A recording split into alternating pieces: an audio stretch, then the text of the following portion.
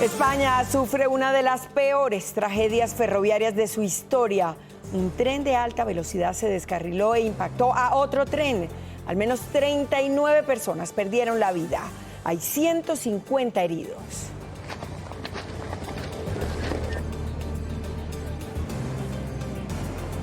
A 200 kilómetros por hora viajaba uno de los trenes accidentados entre Málaga y Madrid. Tras este fatal accidente, es muy dramática la situación para decenas de heridos. Al menos 42 personas siguen hospitalizadas, 12 de ellas en cuidados intensivos y entre ellos un menor de edad. Información de Noticias RCN en Minutos en Directo desde Madrid. Exclusivo RCN, nuevo escándalo salpica a vehículos de la Unidad Nacional de Protección del Riesgo. Ante la Fiscalía denunciaron que en carros de la entidad transportaron armas para las disidencias de las FARC. Era lo que vinimos, ya son 26 muertos por la guerra entre las disidencias de alias Iván Mordisco y alias Calarcá en Guaviare. La disputa es por los cultivos ilícitos y el control del territorio. En minutos hablaré con el general Ricardo Roque, comandante de la 4ª División del Ejército, sobre el reporte oficial de estos enfrentamientos. Ya nos vemos. Segunda masacre del año en Cauca. 4 hombres fueron asesinados en el municipio de Padilla. Según las autoridades, se trataría de una guerra entre pandillas en el norte de ese departamento. Duras críticas al ministro de Salud por la respuesta al gerente del hospital de Itagüí, quien llorando denunció que por las deudas de la intervenida nueva EPS no tienen ni para pagar salario. En entrevista con 6AMW, el ministro dijo que los ricos también. Y más efectos del aumento del salario mínimo en un 23%. La gobernación de Boyacá dice que no tiene plata suficiente para la alimentación de los niños. Está buscando 12.000 millones de pesos para completar el presupuesto del PAE. 400 pesos más tendrán que pagar los barranquilleros por el servicio de transporte público. El pasaje quedó en 3.700 pesos para los días ordinarios y 3.800 pesos para domingos y festivos. Tragedia en Marinilla, Antioquia. 2 adultos mayores murieron al ser atropellados por un automóvil que era conducido, según las autoridades, por un hombre en alto grado de embriaguez. El conductor sufrió heridas y sería sindicado de homicidio culposo. Les contaremos sobre las reacciones de los candidatos presidenciales a la gran encuesta de Noticias RCN y la consultora española GAT3. Avanzan con satisfacción los proyectos de investigación del buque científico ARC Simón Bolívar. Navegamos por el estrecho de Braunfeld, donde se hace la recuperación de un hidrófono instalado hace un año en estas aguas. Los detalles en minutos. Y en deportes, jornada de golazos y sorpresas en el inicio de la liga. Edwin Cardona aportó una joya en el triunfo de Nacional. Tolima ganó en el Metropolitano y amargó el debut de Luis Fernando Muriel con el equipo Tiburón. América empezó con victoria ante un debutante y Millonarios, bueno, extendió su racha negativa jugando fuera del Campín. Los detalles de la jornada aquí en Noticias RC. Y en entretenimiento, la Casa de los Famosos Colombia 2026 ya tiene su primer eliminado. Luisa Cortina se despidió luego de conseguir la votación más baja. Hoy comienza un nuevo ciclo con prueba de líder.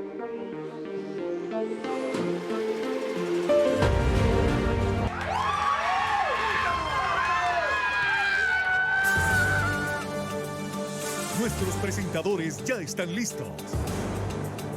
Estamos en todas las regiones. Esto es Noticias RCN de las 12:30 del mediodía.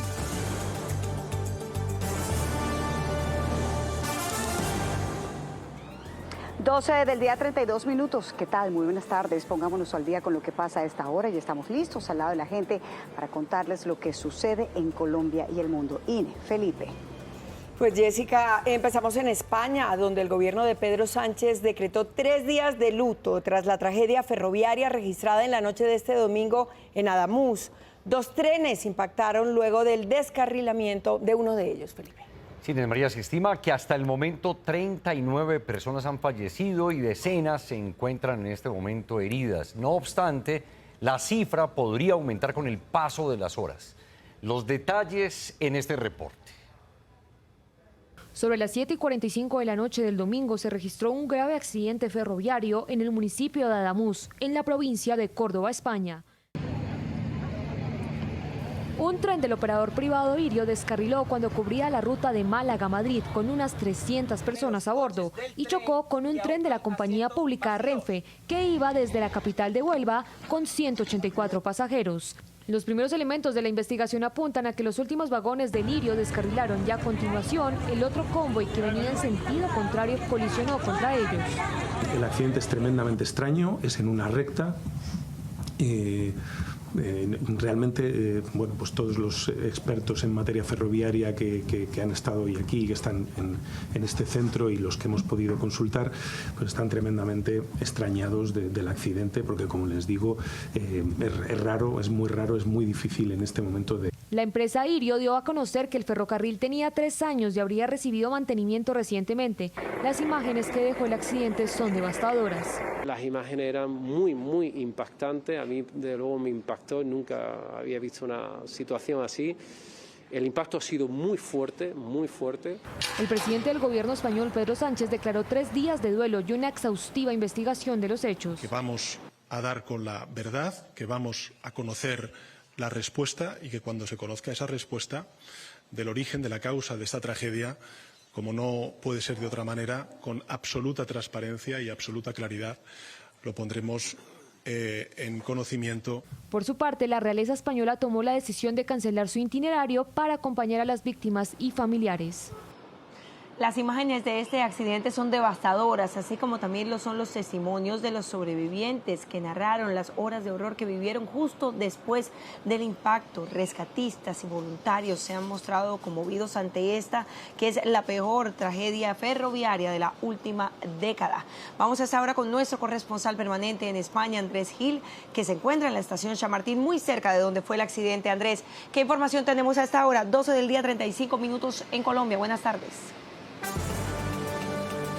Andrea, televidentes de Noticias RCN, buena tarde, 6 de la tarde 35 aquí en España. Son muchos, miles los pasajeros que están varados todavía en estaciones de Madrid y de Andalucía, puesto que quedó completamente suspendido el servicio por cuenta de este fatal accidente. Pasajeros, viajeros que todavía no saben qué harán con sus conexiones aéreas, con la llegada a sus destinos, puesto que no hay comunicación por vía férrea y no la habrá durante los próximos días entre Madrid y Andalucía. Pero ese es un drama menor si se compara con el drama que están padeciendo en este momento las familias de las personas fallecidas y también el drama que están padeciendo los heridos. Presten atención, al menos 152 personas sufrieron lesiones, 42 de ellas de mucha gravedad y permanecen hospitalizadas, incluidas 12 personas que están en unidades de cuidados intensivos, una de ellas un menor de edad. Los testimonios son sobrecogedores, los sobrevivientes todavía no pueden creer ni entender qué fue lo que ocurrió en medio de este choque, de este desastre ferroviario aquí en el sur de España. Pasajeros saliendo por las ventanillas, confusión total y mortal devastación. Y mi marido pues que vio un niño fallecido dentro, que es lo que él no quería encontrarse, se encontró un niño fallecido dentro, otro niño llamando a su madre. Ese era el panorama en el anochecer del domingo sobre las ferrovías de alta velocidad en la provincia de Córdoba, en el sur de España. Yo me empecé a levantar un poco y ahí es cuando dije, ya esto yo viajo mucho en tren y esto no es normal. Y ahí es cuando miré a mi hermana. O sea, la busqué y fue el último momento que yo recuerdo antes de que todo estuviera oscuro. Dentro de los vagones siniestrados, los tripulantes empezaban a dar las primeras indicaciones a los viajeros para tratar de enfrentar la desconcertante situación. Había algunos que estaban muy bien y hay gente que estaba muy mal.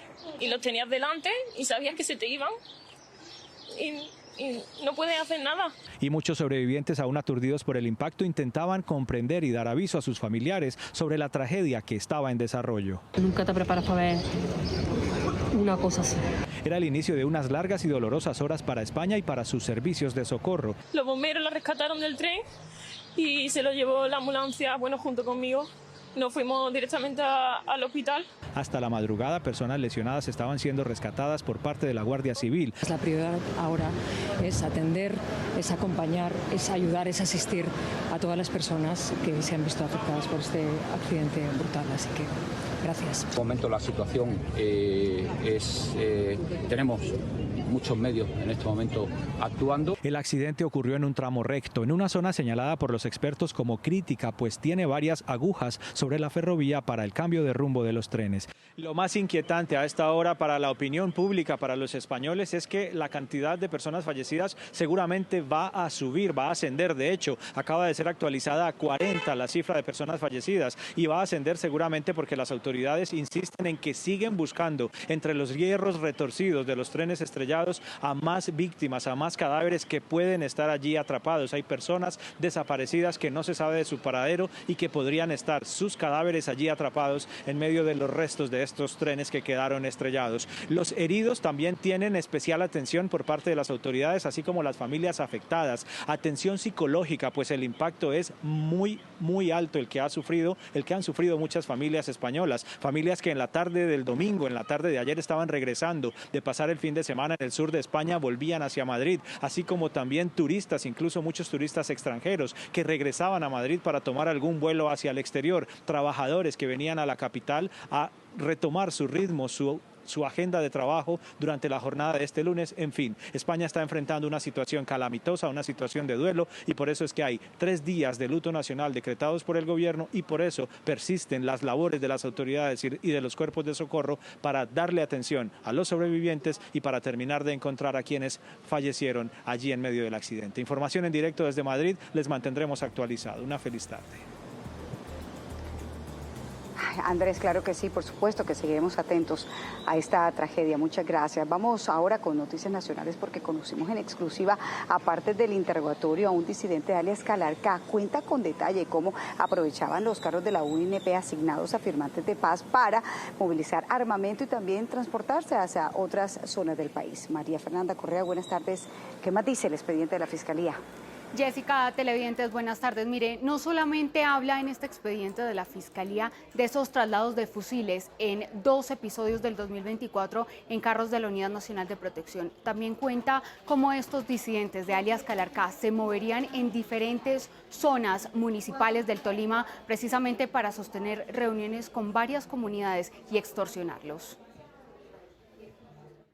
En septiembre de 2024, alias Calarcá le habría dado la orden a sus hombres de trasladarse del Caquetá hacia el Tolima para fortalecer sus filas y consolidarse en este territorio por encima de las disidencias de alias Iván Mordisco, zona en donde recién se creaba el Frente Joaquín González, orientado por el Frente 33 al mando de alias John Mechas. Tras la caída de algunos de sus hombres en las más recientes capturas hechas por las autoridades y con intención de colaborar con la justicia, estos han entregado información relevante a la Fiscalía. Noticias RCN tiene en su poder un interrogatorio ante el ente acusador de octubre de 2025 realizado a guerrilleros de alias Calarcá. Allí narran cómo se habría realizado el transporte de material bélico entre departamentos en vehículos oficiales. El relato corresponde a un episodio sucedido en septiembre de 2024, cuando, según el documento, los guerrilleros se trasladaban desde el departamento de Caquetá al Tolima, pero contando un hecho de la mayor gravedad: el traslado de fusiles, pistolas, proveedores y uniformes alusivos a la guerrilla,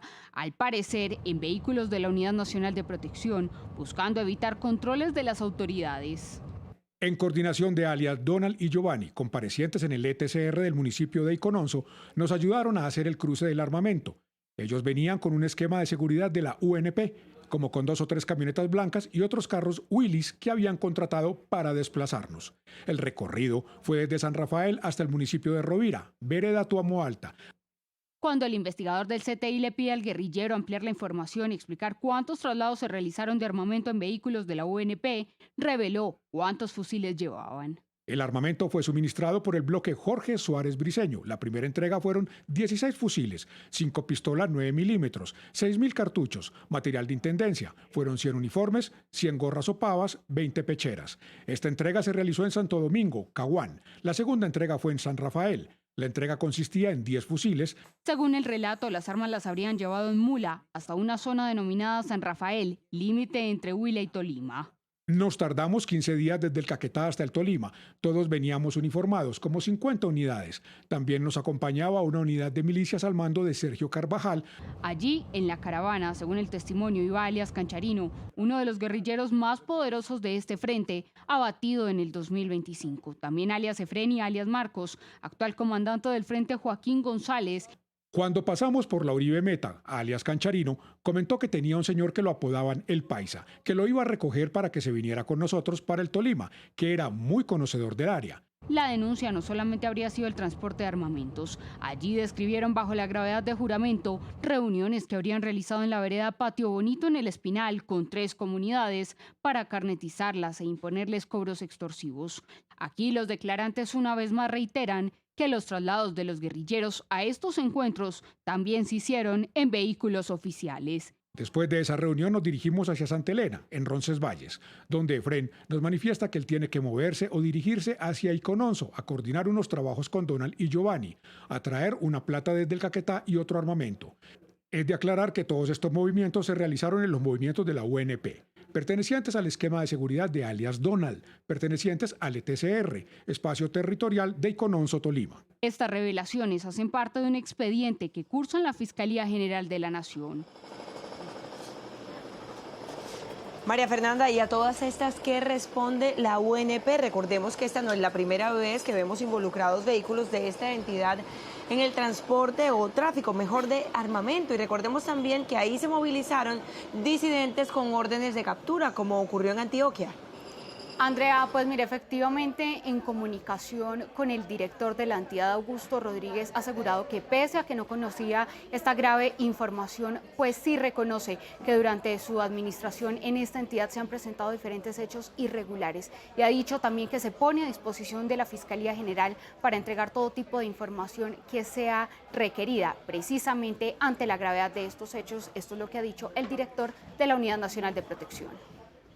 No conocía esta grave información. Tampoco conocía que estuviera contenida en algún proceso que lleve la Fiscalía. Y eso, pues, obviamente que a la entidad le preocupa. Debemos decir que en la Unidad Nacional de Protección han ocurrido desde el comienzo, desde su fundación, hechos irregulares.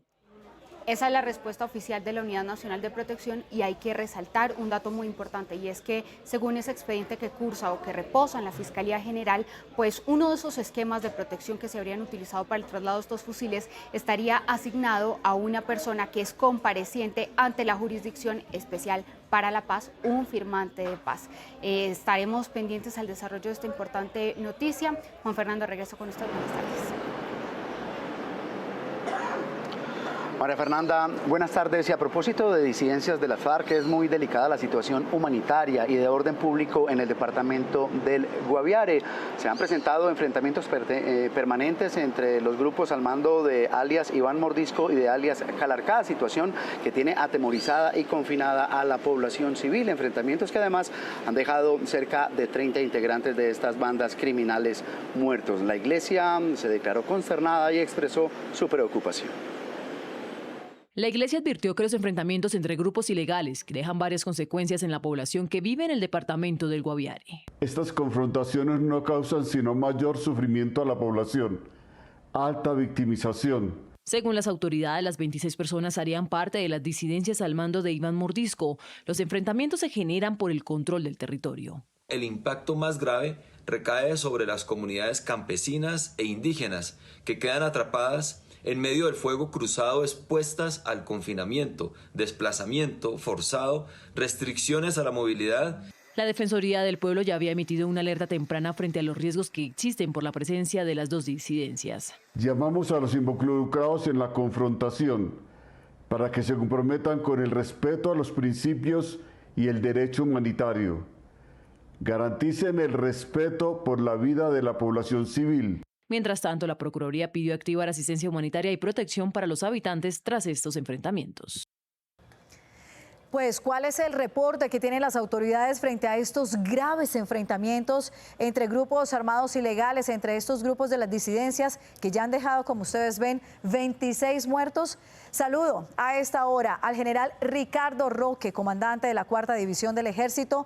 General, a lo que vinimos, de una vez le pregunto, ¿cuál es la información en detalle de estos combates en el retorno Guaviare? Buenas tardes. Sí, efectivamente, el día viernes se presentaron unas confrontaciones entre el Estado Mayor de Bloques y Frentes, que es la facción de Calarcá, y el Estado Mayor Central, que es la facción de Mordisco. El día de ayer, por intermedio de nuestra Defensoría del Pueblo y la MAPOEA, se pudieron recuperar 26 cadáveres que ya en la noche anterior aquí en San José del Guaviare se le hicieron actos urgentes y ya salieron hacia Villavicencio para hacer los procedimientos correspondientes de identificación. General, frente a esta situación tan crítica, la población del retorno ha denunciado graves amenazas. Ustedes, puntualmente como ejército, ¿qué están haciendo en esa zona?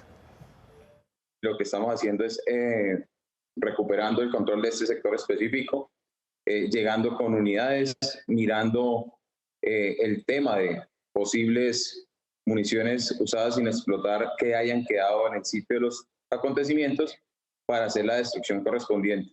Sin embargo, pues ya se están trabajando protocolos de educación contra el riesgo de minas a través de las emisoras locales con el fin de que los habitantes del sector no vayan a coger ningún artefacto que pueda causarles algún tipo de daño. ¿Qué riesgo para la población general? ¿Cuál es la razón principal de estos enfrentamientos y de esta cantidad de muertos? 26 personas muertas en esta zona.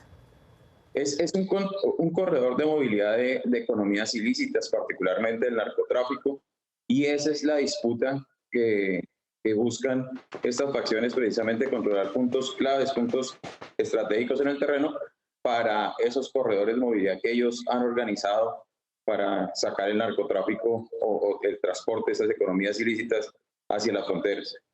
Difícil situación en el retorno Guaviare. Gracias, general, por este reporte, por esta entrevista que nos ha concedido aquí en Noticias RCN en A lo que vinimos. Buenas tardes. Bueno, muchas gracias a usted. Muchas gracias a todos allá de RCN y un mensaje para nuestra población del Guaviare. Estamos acá y estamos trabajando por ellos con mucha voluntad de servicio. La presencia del ejército para garantizar la seguridad en esta zona. Ustedes tienen más noticias aquí en RCN. Pero miren, donde también es muy compleja la situación de orden público es en el norte del departamento del Cauca, y es que esta madrugada vivieron terror y zozobra los habitantes del municipio de Padilla. Allí, en el norte del departamento, o mejor, en el Cauca, se registró la segunda masacre de este año. 4 hombres, entre ellos un adulto mayor, fueron asesinados. Carlos Andrés, usted tiene más información sobre este múltiple crimen. Buenas tardes.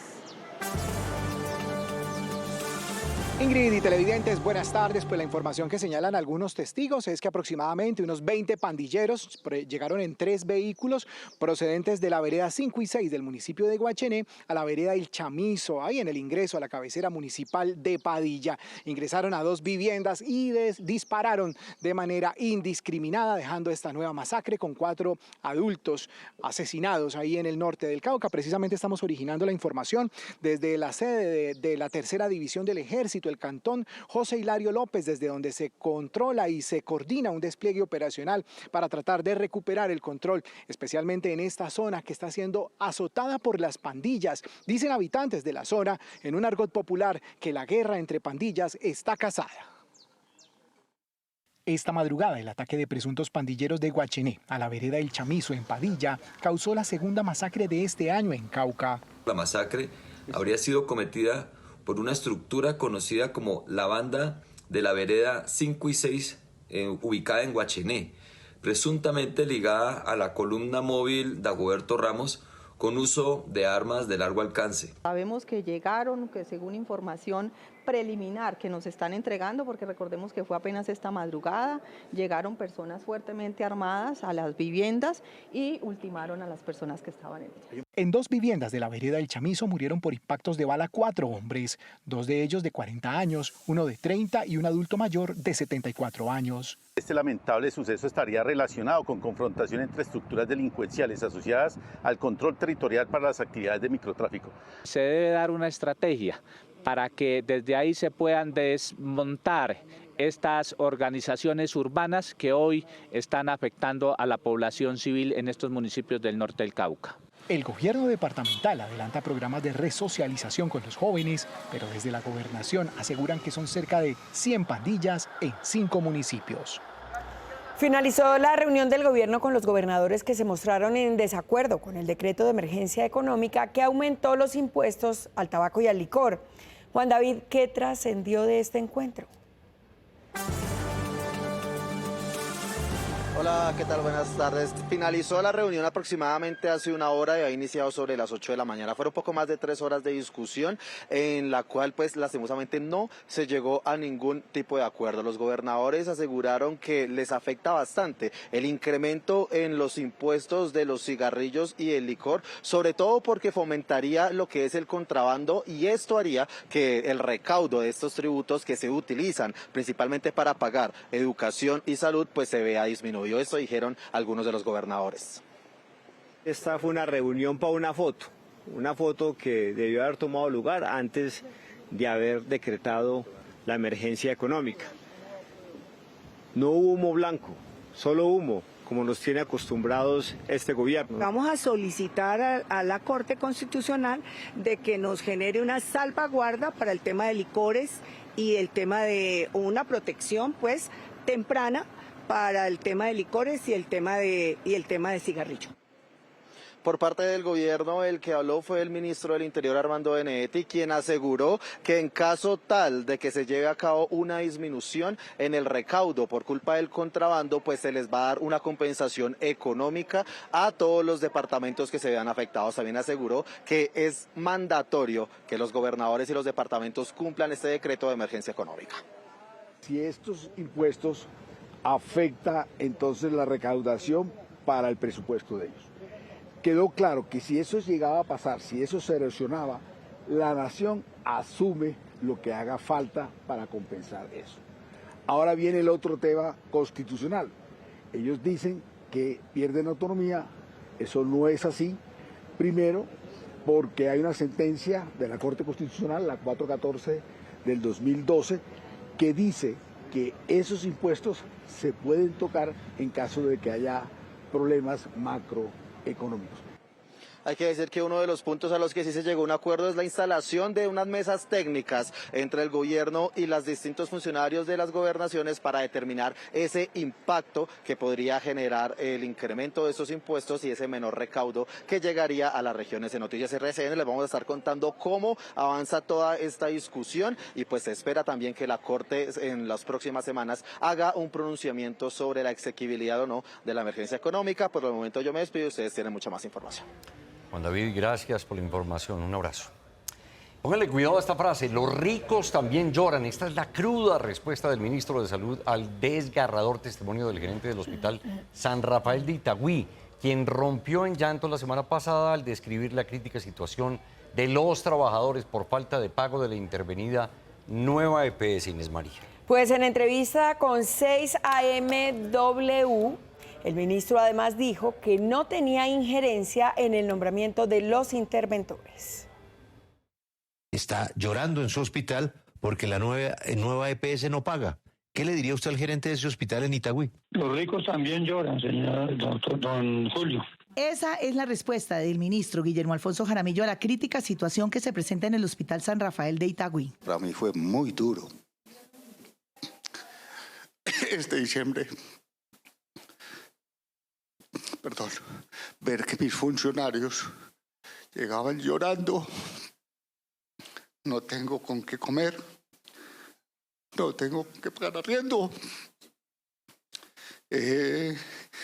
no tengo un aguinaldo para mi hijo y decirles no tengo con qué pagarles porque 9PS desde agosto no nos paga. Es el dramático testimonio que entregó el gerente de ese hospital, Luis Fernando Arroyave, hace algunos días, quien aseguró que la deuda de las EPS con el hospital asciende a 27.000 millones de pesos. Solo la nueva EPS le debe 8.000 millones. Yo no soy rico, doctor, ni estoy llorando por eso. A mí me duele, son mi personal. Yo termino recibiendo todos los coletazos de los problemas. Pues ni yo nombro al superintendente, ni he intervenido en ningún tipo de nombramiento en los interventores de salud, en las EPS. Según el ministro de Salud, el San Rafael de Itagüí es un hospital departamental que han politizado. Y desde la Secretaría de Salud de Antioquia le respondieron al ministro de Salud. Dicen que desde que el gobierno intervino la nueva EPS, la cartera morosa pasó de 1 billón a 3 billones de pesos. Con la intimidación realmente lo que evidenciamos indigna, porque los hospitales no quieren hablar precisamente para no verse sometidos a la actitud que todos evidenciamos del ministro de Salud. Pues diferentes asociaciones médicas y de pacientes rechazaron esta respuesta del ministro Guillermo Alfonso Jaramillo. La calificaron como deshumanizante.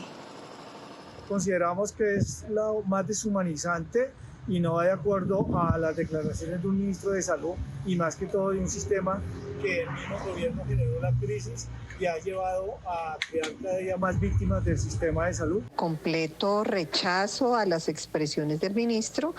Nosotros lo que esperamos, ministro, es soluciones para el sistema de salud, soluciones para los pacientes, soluciones para los médicos, para los profesionales y para los trabajadores de la salud. La salud es de todos los colombianos. ¿Cómo le podemos decir a una persona que lleva más de 200 días esperando una cita con un médico especialista, o lleva más de 4 meses o 5 meses esperando tratamientos? Esto es muy desafortunado, que un gobierno que debería estar buscando una solución, un diálogo entre todos los actores, solamente se refiere a que los ricos también lloran. Estamos llorando personas que están falleciendo todos los días. Y para ampliar este tema, saludamos a esta hora a Denis Silva, vocero de Pacientes Colombia. Los ricos también lloran. ¿Qué opina sobre esta frase, esta particular frase de parte del jefe de la cartera de salud? Buenas tardes. Es una vergüenza nacional, rechazo y repudio a la burla del señor ministro frente a la necesidad que tienen los trabajadores del sector salud. Ministro, las enfermeras, los camilleros y todo el sector salud no son ricos. Usted tal vez hace referencia a la novela Los ricos también lloran. Acá estamos hablando de hombres y mujeres que necesitan que ese PS que ustedes manejan no está pagando oportunamente. Concretamente, señor Silva, ¿cuál es la situación actual de los pacientes y del sistema de salud? Un sistema desfinanciado, un sistema politizado. 8 EPS intervenidas que son cajero automático para los políticos y malos interventores. Y lo más importante, miles y millones de pacientes levantando la mano porque no les están entregando los medicamentos, insumos y los están muriendo y los están dejando morir. La salud es un derecho fundamental, no un favor.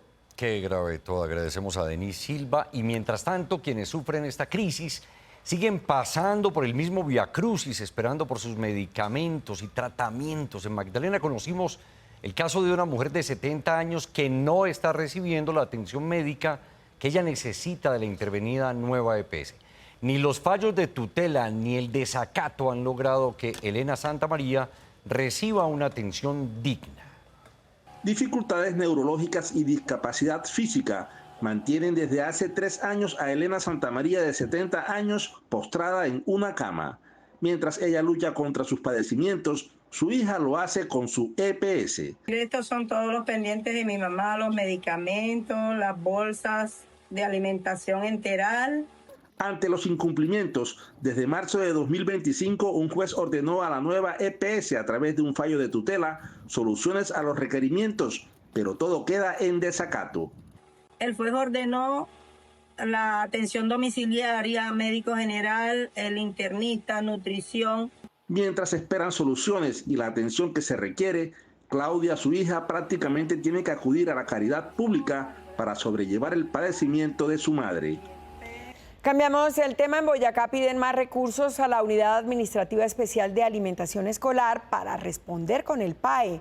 Todo porque con el aumento del salario mínimo que se debe hacer a las personas encargadas de la logística de este programa, pues al departamento le hacen falta 12.000 millones de pesos. ¿Qué dicen las autoridades, Ángela? televidentes, buenas tardes. Pues Boyacá siempre ha sido destacado por su plan de alimentación escolar. Sin embargo, el gobernador Carlos Amaya ha asegurado que teniendo en cuenta este incremento del salario mínimo, pues que fue elevado, ellos tienen un déficit o que les hace falta 12.000 millones de pesos. Por eso le piden al gobierno nacional a través de la UAPA que les ayude con este dinero. Y es que ese dinero no solo para pagar los salarios de las manipuladoras de alimentos o de las ecónomas del plan de alimentación escolar, sino también para todo lo que tiene que ver con las prestaciones, las cesantías y la caja de compensación familiar. Si hablamos un poco de matemática, en cada ración del plan de alimentación escolar que antes valía 1.090 pesos, o que mejor, estos 1.090 eran destinados para el pago de las ecónomas, ahora en algunos municipios tienen que destinar hasta 2.500 pesos para establecer este valor. En apuros se encuentra la Secretaría de Educación de Boyacá y otras entidades certificadas del departamento por el incremento del salario mínimo. El departamento tiene que sacar de recursos públicos 12.000 que no los tenemos hoy. En el aumento de la carga laboral y el peso que tiene los gastos de funcionamiento en la gobernación, pues también tendremos que hacer pues un ajuste en otros ingresos, en otros gastos. El presupuesto del 2026 se había hecho basado en el incremento sobre los valores de los últimos años. Con la nueva alza se incrementan los gastos. El valor no solo incluye salarios, sino subsidios y otros costos. El pago tiene que ser establecido con todas las prestaciones completas, incluyendo vacaciones para fiscales, subsidio de transporte, caja de compensación, cesantías. Todo eso tiene que implicarse en el pago de nómina de ellas. A cada ración se le aplicaba un valor necesario para el pago de la manipuladora de alimentos, que estaba alrededor de los 1.091 pesos por plato. Con el incremento del salario mínimo en algunos municipios, tuvo que ser elevado hasta los 2.500 pesos. 1:04 p.m. Seguimos conociendo los aumentos para este año 2026. Aquí en la ciudad de Barranquilla ya comenzó a regir el incremento del 12.1% para el servicio de transporte público. Como era de esperarse, los usuarios rechazaron este aumento. Los barranquilleros despertaron este lunes con un aumento de 400 pesos en las tarifas del transporte público. Para muchos, este incremento en el pasaje de los buses frena la economía familiar. Afecta bastante el bolsillo, está demasiado el alza. Eso para que no aumente siquiera 100, 200 pesitos, pero ya 400 pesos es muy exagerado. Desde ya algunos piensan en reemplazar el transporte público por largas caminatas, porque al final del mes el presupuesto tendría un gran déficit. Una persona que gana el mínimo, aunque le den auxilio de transporte, se ve alcanzado. Entonces no estoy de acuerdo. Las autoridades tuvieron en cuenta el aumento del salario mínimo y también el incremento de la canasta de costos del sector transportador. Se tuvieron en cuenta las diferentes aristas que conforman la canasta de costos, como lo es el aumento del 23% del salario mínimo y otros componentes como lo son las llantas, los lubricantes y el combustible. Aproximadamente el aumento es del 12%. El pasaje pasa a costar 3.700 pesos los días ordinarios y 3.800 pesos los domingos y festivos. Y como lo vimos en Barranquilla, Pereira también es otra ciudad que se alista para un reajuste en el valor del transporte público. A partir de mañana en Pereira, el área metropolitana, costará más esta movilización. ¿De cuánto estamos hablando? Le preguntamos a esta hora a Johnny Saavedra. Johnny, buenas tardes, adelante. Hola Juan Fernando, ¿qué tal? Muy buenas tardes. Efectivamente, mañana sube la tarifa del transporte público aquí en Pereira, lo que es el megabús, megacable, los buses. En este momento Pereira no está pagando 3.250 pesos por su pasaje. A partir de mañana van a ser 3.600 pesos. Esto es un aumento del 10.77%. De igual manera, el servicio de taxi sube a partir del 9 de febrero. La carrera mínima en este momento vale 6.600 y va a quedar en 7.300 pesos. Muchos usuarios aseguran que es una alza un poco alta, especialmente para las personas que tienen que tomar varios buses durante el día. Desde mañana martes, los más de 100.000 usuarios del transporte público en el área metropolitana de Pereira pagarán más por cada viaje. El ANCO oficializó un incremento de 350 pesos en la tarifa de megabús, megacable, el transporte público colectivo y el transporte mixto, que pasa de 3.250 a 3.600 pesos. Mientras la carrera mínima de taxi pasará de 6.600 a 7.300 pesos a partir de febrero. Esto es un aumento del 10.77%. El año pasado el incremento fue del 10,17% y este año del 10,77%. Entonces podemos ver que hay como un equilibrio y es muy proporcional al año pasado.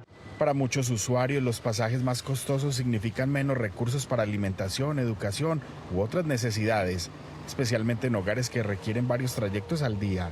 Asombrado porque es que todo va subiendo y ya le toca a uno es que andar, le va a tocar a uno es que caminar para uno poder movilizar para algún lado.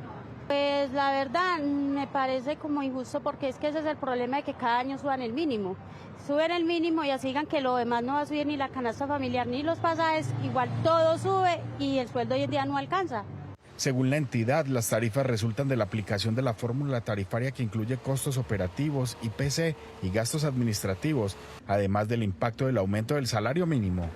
Y el gobierno anunció una disminución de 300 pesos en el valor de la gasolina. Pasaría, pues en promedio, en los últimos 3 años, prácticamente el galón se ha duplicado, estando de 9.200 pesos en 2022 en promedio, a este momento el valor actual que alcanza los 16.000 pesos prácticamente. De acuerdo con el gobierno nacional, la gasolina empezará a bajar en febrero 300 pesos por galón.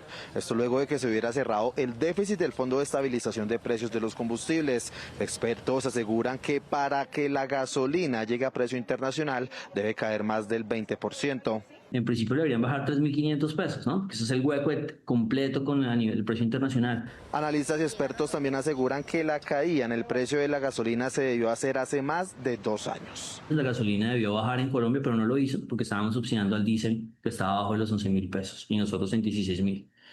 Ya llega el 2026 y con la caída de la gasolina fuerte a nivel mundial, sumado a la caída del dólar, ya el diésel está muy poco subsidiado. Es de mencionar que en lo que va de este gobierno el precio de la gasolina subió 74%, pues en agosto del 2022 el galón estaba en 9.200 pesos y hoy en día supera los 16.000 pesos. 1:09 p.m. Vamos a cambiar de tema y vamos con temas judiciales. Hay alerta por la inseguridad aquí en la ciudad de Barranquilla. Un oftalmólogo de 53 años fue asesinado justo delante de su hijo. Estaban en el barrio El Carmen. Delincuentes le dispararon mientras la víctima se oponía a un atraco.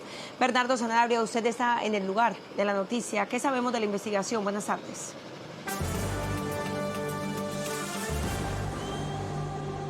Hola, ¿qué tal? Muy buenas tardes, Andrea. Pues le cuento que las autoridades han conformado un grupo especializado para adelantar el proceso de investigación y establecer a los responsables en torno a este asesinato del oftalmólogo de 53 años. Estaba acompañando a su hijo a un partido de fútbol. Llegaron a asaltarlo y llegan en moto. Posteriormente lo abordan, opone resistencia, le disparan en 3 oportunidades, le quitan la cadena de su celular e inmediatamente se dan a la huida. Pero atención, no huye en la moto, huye en otro vehículo, un vehículo de color azul que ya está plenamente identificado por las autoridades. Carlos Enrique Rojas, de 53 años, oftalmólogo de profesión, acompañaba a su hijo a un partido de fútbol en el barrio El Carmen de Barranquilla. El encuentro deportivo se jugaba con normalidad cuando 2 hombres en moto llegaron a la cancha. El copiloto descendió con el fin de robarlo. Uno se siente tan impotente, tan triste de ver que por una miserable cadena maten a una persona. Nada más por robarle sus pertenencias, lo que él quizás ha trabajado, tenido con esfuerzo, para que otra persona se lo lleve y además de llevarse la cadena, se lleve la vida de la persona. Los que somos padres de familia a estas alturas, porque si esto lo estamos presenciando y lo hemos vivido nosotros, ¿qué le tocará padecer a nuestra generación? El profesional de la salud recibió 3 impactos de bala que le causaron la muerte de manera inmediata. La Policía Nacional dispuso un equipo especial de Policía Judicial e Inteligencia con el fin de recolectar elementos probatorios necesarios. Investigadores señalaron que el modus operandi de esta banda delincuencial es llegar al sitio del atraco en motocicleta y huyen en vehículos particulares. Las placas y el vehículo utilizado ya fueron identificados. Muy doloroso, como lo también es esta historia que les contamos a continuación, que no genera solamente tristeza, sino rabia e indignación. 2 adultos mayores murieron después de ser atropellados por un vehículo que era conducido por un hombre que, según las autoridades, estaba manejando después de haber consumido licor. Sara Agudelo, buenas tardes. Usted tiene los detalles. ¿Dónde ocurrió esto? Ingrid, televidentes, buenas tardes. Ocurrió en plena autopista Medellín-Bogotá, a la altura del municipio de Marinilla, en el oriente del departamento. Las víctimas son Dolly Tamayo, de 64 años, y Rodrigo Giraldo, de 71. Esposos, estaban esperando un bus de servicio público precisamente porque iban para la misa del domingo. Allí un vehículo que iba a toda velocidad los embistió y por supuesto acabó con su vida. El conductor de este vehículo tenía grado de alcoholemia 3, el más alto, por supuesto fue capturado. Dolly Tamayo, de 64 años, y su esposo Rodrigo Giraldo, de 71, esperaban un bus cuando en plena autopista Medellín-Bogotá fueron embestidos por un vehículo a alta velocidad, sin tiempo alguno para reaccionar y evitar el impacto. A nivel del kilómetro 44 ocurrió un siniestro vial en el que dos adultos que se dirigían hacia su Eucaristía y esperaban el transporte público fueron atropellados por una persona. Y esa persona, según el informe oficial, era un hombre bajo los efectos del alcohol, quien también sufrió lesiones y tuvo que ser trasladado a un centro médico. Así quedó el automotor. A la persona se le realiza prueba de alcoholemia médico-pericial con la finalidad de establecer cuál era el grado encontrándose, que es el tercer y último grado de alcoholemia, por lo que estos hechos implicarán una respectiva captura en su momento. Hoy 4 hijos lloran la partida de la pareja y todo el municipio de Marinilla lamenta y condena esta tragedia. Bueno, este domingo les revelamos el resultado de la primera encuesta de cara a las elecciones de 2026. Pero ¿quiénes lideran los distintos escenarios? María, la reconocida consultora española GAT3 realizó un estudio cuyos resultados veremos también en esta emisión. Este primer escenario es un todos contra todos. Ojo, los encuestadores no leyeron una lista de candidatos. Fueron los ciudadanos consultados los que espontáneamente mencionaron al candidato por el que tienen intención de votar. Con las elecciones presidenciales de 2026 cada vez más cerca, se conocieron los resultados de la gran encuesta de noticias RCN en alianza con la firma española GAT3, el primer gran termómetro electoral del año.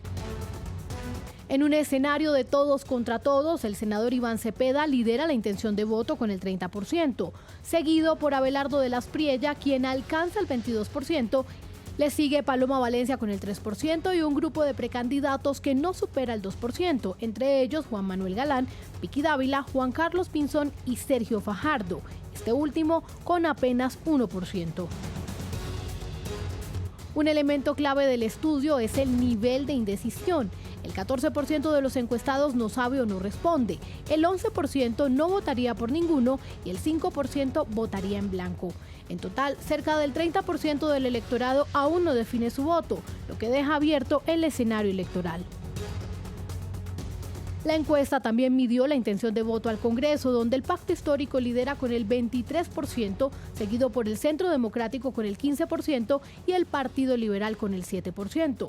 El 22% de los encuestados no sabe o no responde y el 14% afirma que no votaría o se abstendría. Pues recuerden, esos resultados que acaban de ver fueron de medición espontánea por los encuestadores. Los encuestados, ellos dijeron directamente el nombre y el escenario del todos contra todos, Inés María. Así es, Felipe. Una de las preguntas centrales de esta encuesta es esta. El próximo 8 de marzo de 2026 se celebrará la gran consulta por Colombia, consulta interpartidista. ¿Qué candidato preferiría que fuera elegido en dicha consulta? Pues acá los resultados. Paloma Valencia, 23%. Vicky Dávila, 8%. Juan Manuel Galán, 8%. Juan Carlos Pinzón, 6%. Y seguimos, Felipe. Juan Daniel Oviedo, 4%. Aníbal Gaviria, 3%. Enrique Peñalosa, 2%. David Luna, 1%. Pues revisamos más resultados. Mauricio Cárdenas, 1%. Ninguno, 34%. No sabe, no contesta, 9%. Bueno, eso en lo que tiene que ver con la gran consulta, pero habrá otra consulta el 8 de marzo, la consulta del Pacto Amplio. Y miren, la pregunta es, ¿qué candidato preferiría que fuera elegido en dicha consulta. Acá los resultados, Inés María. Iván Cepeda, 34%. Roy Barreras, 4%. Camilo Romero, 3%. Ninguno, 44%. No sabe, no contesta, 14%. Y miren, esta es la ficha técnica aportada por el encuestador GAT3 en cumplimiento de los requisitos establecidos por la ley. Mírenla.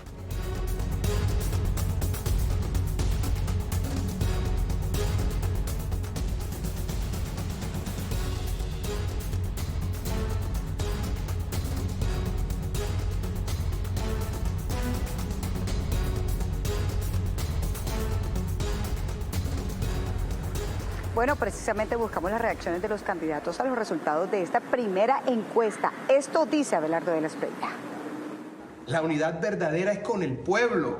Aquí en esta campaña siguen siendo bienvenidos todos los que quieran unirse para dar esta batalla definitiva por Colombia. Vamos a concentrarnos porque este año Colombia gana. Debemos tener más humildad y trabajar más y más. Hoy, más que nunca, estoy firme por la patria. También reaccionó la candidata del Centro Democrático, Paloma Valencia. Yo creo que todas las encuestas, cuando son buenas, regulares o malas, lo que invitan es a trabajar, trabajar y trabajar. Hoy lo que hay que buscar es que los colombianos se enamoren de un proyecto político, un proyecto que realmente nos permita caminar unidos, juntos, para sacar este país adelante. Los colombianos tienen que ver los peligros que están al lado nuestro cuando hay un candidato que dice que todos los sectores estratégicos de la economía tienen que ser estatales. Turno para la reacción de la candidata Vicky Dávila. Escuchen ustedes. La gran consulta por Colombia está tomando cada vez más fuerza, se está convirtiendo cada vez más en la gran alternativa y es aquí, y espero que esto quede grabado, es aquí donde está la persona que va a llevar el destino de Colombia en la presidencia en 2026. Tengo fe de que eso va a ser así y por esta razón lo que nos queda es trabajo, mucho trabajo, dar lo mejor de cada uno de nosotros. Revisemos ahora las reacciones de la consulta del Pacto Amplio. El candidato Iván Cepeda no se ha referido a los resultados de la encuesta. Todo está por hacer. Y anticipo algo que he repetido en RCN varias veces. Quien gane la consulta el 8 de octubre del Pacto Amplio será presidente. Y esa consulta obtendrá 6 millones de votos. Es a voto limpio y no con algoritmos que habla la democracia. El progresismo va a volver a poner presidente de Colombia. La segunda es que Colombia despertó. Ahí está incoherente, una derecha sin propuesta versus una realidad que están viviendo los colombianos y colombianas. Momento de hacer un recorrido por las regiones del país. Empezamos con Andrea. Felipe, la información llega desde Cesar, pues la empresa de servicios públicos de Aguachica y la alcaldía municipal declararon la alerta amarilla. Esto debido a la disminución en el caudal de la quebrada Buturama, que tiene en peligro el abastecimiento de agua de la población. Andrea, le cuento que las autoridades, un operativo realizado por la policía y el ejército, encontraron en el municipio de Mistrató, departamento de Risaralda, varios fusiles en un depósito ilegal de armas de fuego. Según las autoridades, este arsenal pertenecería al Clan del Golfo. Jessica. Y aquí en Cartagena fue desarticulada una red que se dedicaba al robo de combustible. Según las investigaciones, los conductores de los camiones cisterna eran cómplices de los delincuentes. Y en Buenaventura hay alerta por la presencia de grupos armados ilegales en los ríos Raposo, Cajambre y Calima. La población en esta zona está confinada por los enfrentamientos entre las disidencias de la FARC y el ELN. Una pausa para comerciales, pero ya regresamos con más noticias RCN. Sabemos que la democracia se construye con la gente. Por eso El Tiempo y RCN nos unimos en un momento clave para el país. Llega el debate de la gente, un espacio donde los ciudadanos le preguntarán a los candidatos lo que de verdad les importa. Este 25 de enero a las 6 de la tarde llega el primer debate con los candidatos a la gran consulta por la señal principal, las apps de canal RCN, RCN Radio y las plataformas digitales del Tiempo y City TV. Envíen sus preguntas a través de @noticiasRCN, @El Tiempo, @la FM Oficial. El debate de la gente. Un debate distinto donde las preguntas las hace usted. Las hace usted. Este 25 de enero a las 6 de la tarde. Primer debate presidencial. El debate de la gente.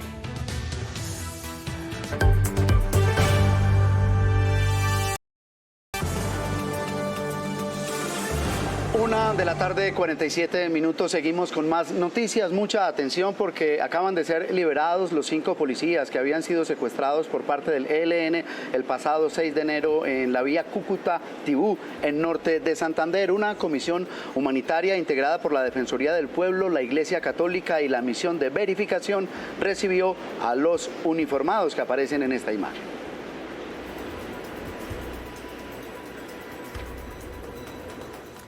Y en noticias internacionales tenemos varios sucesos para registrar, Inés María. Pues comenzamos este panorama mundial en Chile, donde 19 personas murieron y 20.000 hectáreas de bosque fueron consumidas por los incendios forestales que se registran en las regiones de Ñuble y Biobío. Por su parte, en Guatemala, donde rige un estado de sitio, medios locales reportaron un nuevo enfrentamiento entre integrantes de las pandillas Barrio 18 y Mara Salvatrucha. Las autoridades, además, se enfrentaron con ellos y con este se contabilizan al menos 13 ataques coordinados. Esto en represalia a la intervención estatal de 3 cárceles del país. Al menos 9 uniformados han perdido la vida. No nos dejaremos presionar. Esta fue la respuesta que le dio el primer ministro de Groenlandia, Jens Frederik Nielsen, al presidente de Estados Unidos, Donald Trump, quien reiteró su intención de apoderarse del territorio y también amenazó con aranceles del 25% a aquellos países que estén en contra de sus aspiraciones. Entre tanto, la Unión Europea se reunirá en los próximos días para coordinar su respuesta. En Sudáfrica, 13 alumnos murieron y 5 más resultaron heridos tras el choque del autobús en el que viajaban contra un camión en el sur de Johannesburgo. Las autoridades indicaron que el vehículo impactó tras intentar adelantar 2 automóviles. 2 bebés murieron por problemas respiratorios en una guardería privada de Jerusalén. Otros 53 menores fueron hospitalizados por el mismo problema. Autoridades informaron que el recinto no tenía licencia e investigan si los menores se intoxicaron con la calefacción de ese lugar.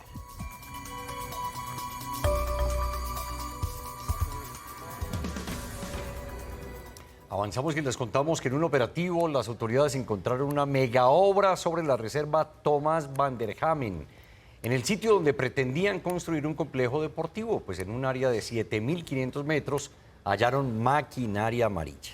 Pues la Corporación Autónoma de Cundinamarca impuso 8 comparendos ambientales.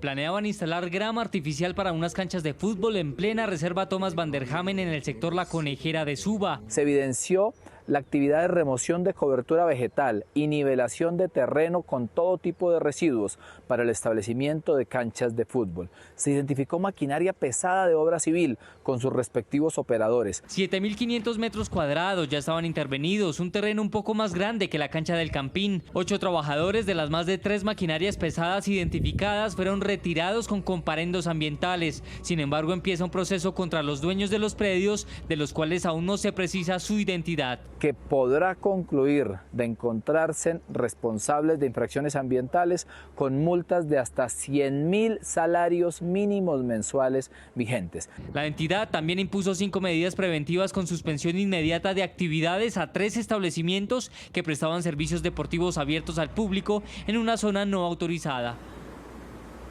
Y la Fundación Universitaria San José vuelve a estar en el centro de la polémica. La representante Catherine Jubinao denunció una presunta red de falsos diplomas que estaría entregándoselos a personas que tienen contratos con entidades del gobierno.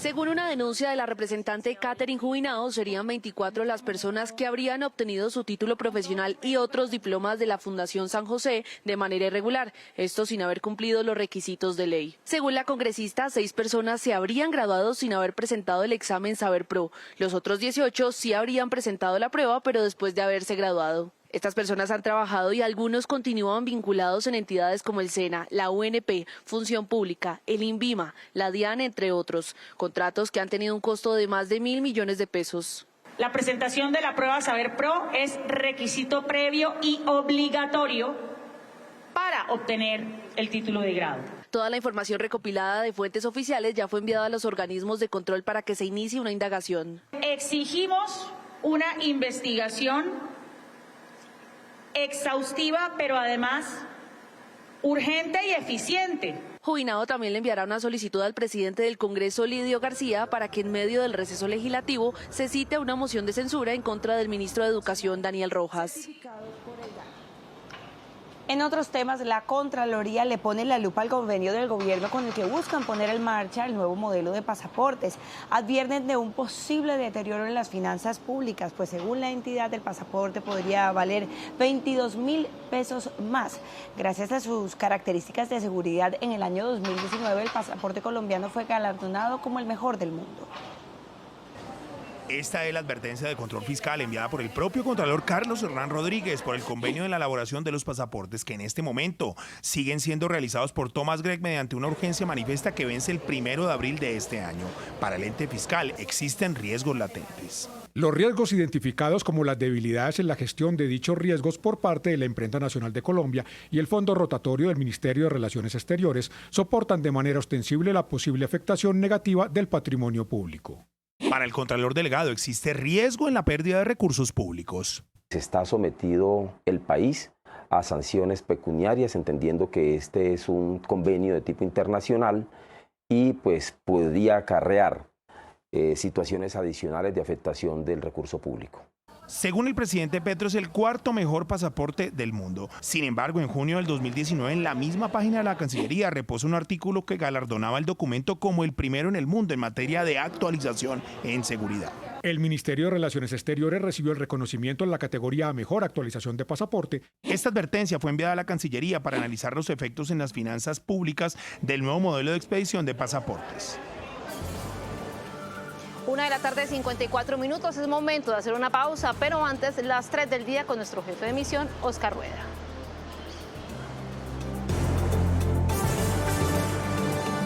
Controvertida y muy cuestionada esa respuesta del ministro de Salud, Guillermo Alfonso Jaramillo, en una entrevista con Caracol Radio al gerente del hospital de Itagüí, que recordarán ustedes, dijo que no tenía ni para pagar la nómina de los empleados.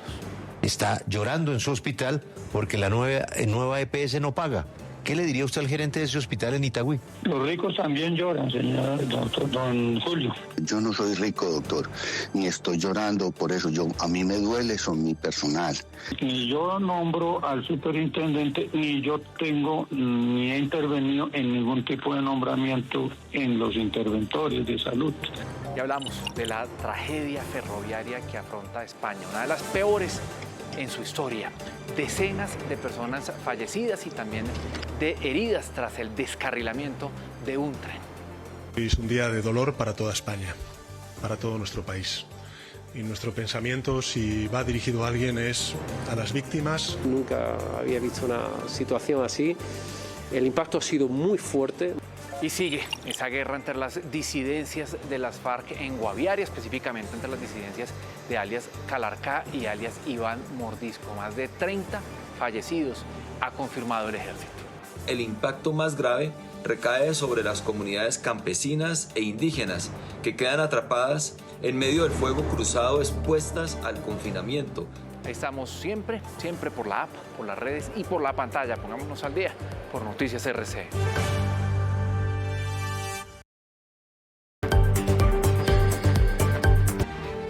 Café tostado Premium Exportación, hecho exclusivamente con los mejores granos colombianos. Calidad super premium tipo exportación. Café tostado, así sabe un gran café.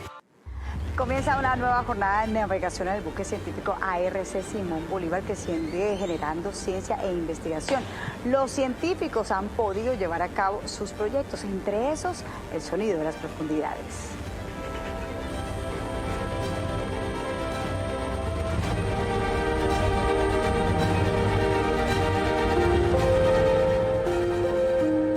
En medio de la inmensidad del continente blanco, las profundidades del océano cuentan su propia historia.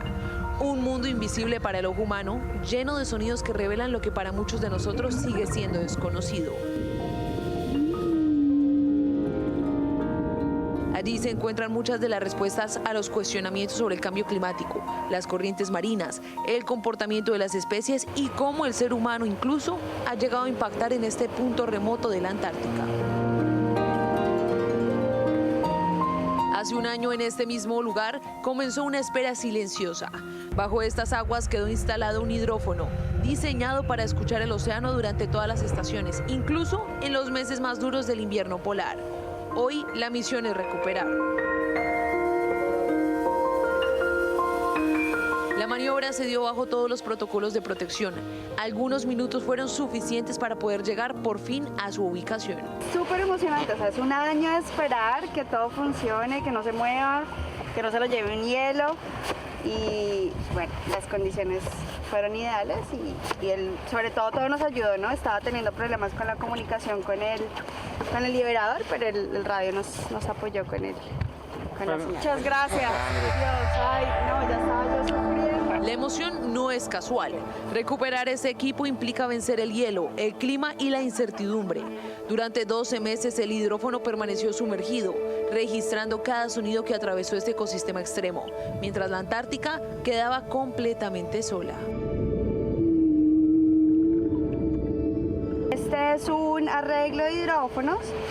El hidrófono está básicamente grabando todo el sonido que está pasando en el océano, desde hechos sísmicos hasta rompimiento de hielo, animales, corrientes, todo lo que produce algún sonido, el equipo lo está grabando y esto, digamos, nos va a ayudar a entender pues todos los eventos que pasan a través de un año.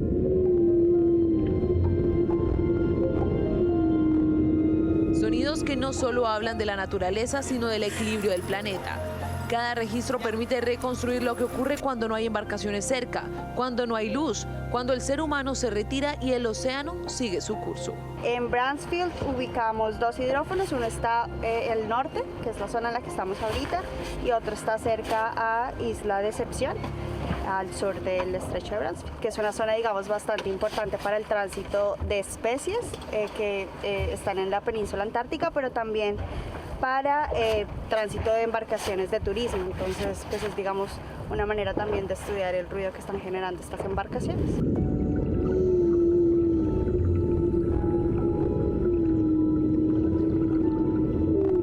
Cuando el invierno cierra el acceso al continente y nadie puede quedarse a monitorear, estos equipos se convierten en los únicos testigos. Guarda información que tardará meses o años incluso en ser analizada, pero que será clave para futuras decisiones científicas y ambientales. Tiene muchísima información, hay, digamos, un rango de frecuencias muy grande. Probablemente aquí vamos a responder muchas preguntas sobre muchas especies y pueden ser años. Digamos que ahorita estamos utilizando herramientas para poder agilizar ese proceso. Entonces, tratar de que en vez de años sean meses, pero siempre puede ser un proceso bastante largo porque es demasiada información.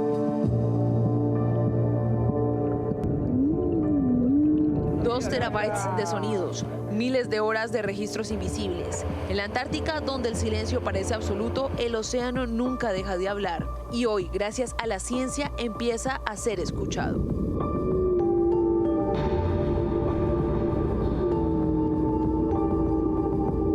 ¿Tienes manchas en el rostro? La edad y el exceso de sol tienen un lado negativo. Cicatricure Antimanchas, su innovadora fórmula con pH resorcinol y niacinamida te ayudan a reducir las manchas existentes y a detener el ciclo de aparición de nuevas. Tiene FPS 30 que te protege del sol. Resultados en tan solo 4 semanas. Cicatricure Antimanchas. Y en la expedición, Colombia siempre está cerca, en el corazón de los tripulantes. Aquí los saludos de hoy.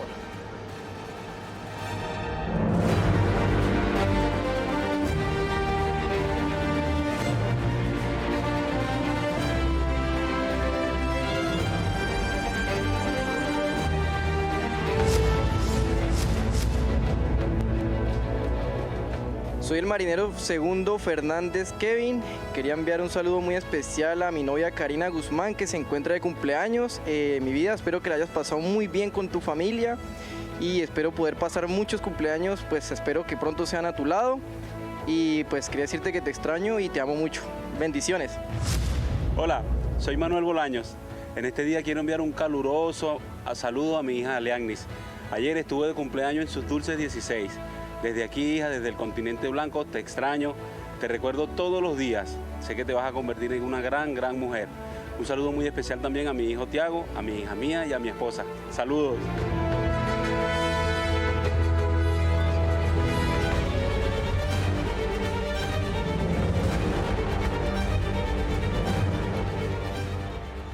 Una pausa para comerciales, pero ya regresamos con Luz Tobón y toda la información de la primera eliminada de la Casa de los Famosos Colombia. Ya volvemos. Sabemos que la democracia se construye con la gente. Por eso El Tiempo y RCN nos unimos en un momento clave para el país. Llega el debate de la gente, un espacio donde los ciudadanos le preguntarán a los candidatos lo que de verdad les importa.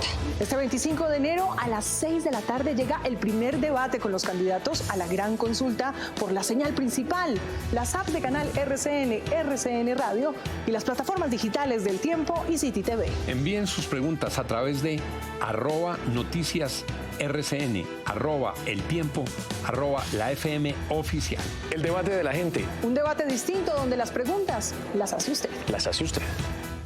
Este 25 de enero a las 6 de la tarde. Primer debate presidencial. El debate de la gente. Nosotros cerramos esta emisión de Noticias del Mediodía con un nuevo recorrido por las regiones. Jessica.